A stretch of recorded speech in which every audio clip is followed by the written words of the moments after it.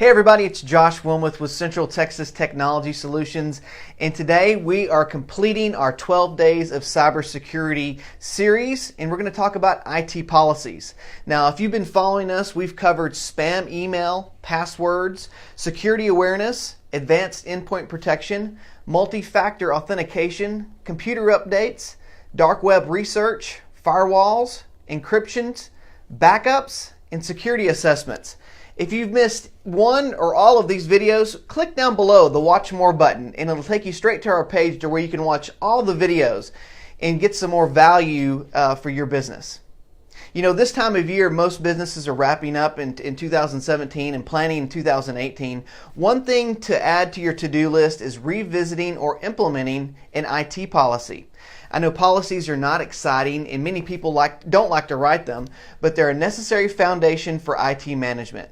Policies define how your company will approach security, how employees are to approach security, and how certain situations can be handled.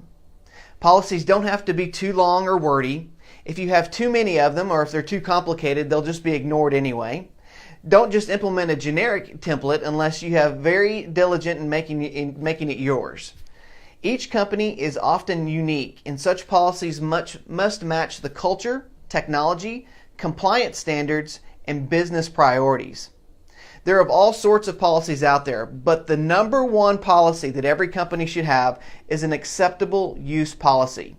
The acceptable use policy sets the stage for all employees to ensure that they know the rules of the road. Here are just a few important areas to cover in your acceptable use policy. First is access. Are your employees required to come into the office every day?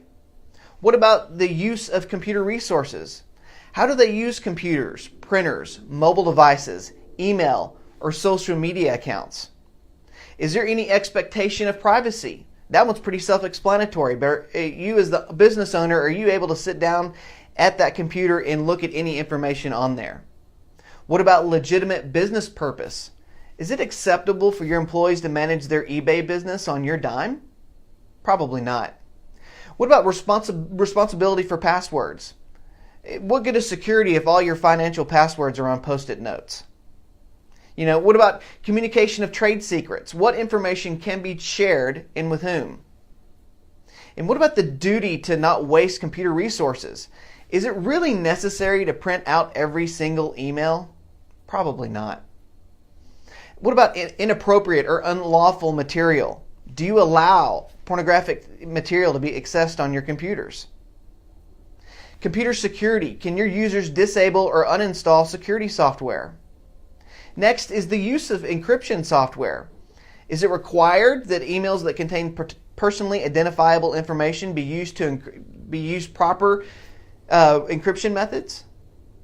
What about remote access? Who can access their computers remotely and for why? And lastly, computer equipment. Can your employees connect their personal laptops to the network? If so, that's not a good idea. Now, does your company have an acceptable use policy? If not, would you like some free resources to get a head start? If so, reach out to us. We've got some utilities and some websites we can send you to that'll give you a great head start and some templates getting you on your way to writing your first acceptable use policy customized for your business. Now, thanks for watching this entire series. We've had a good time putting it all together, and we hope you got some value out of it. Have a very Merry Christmas, and we look forward to seeing you next time.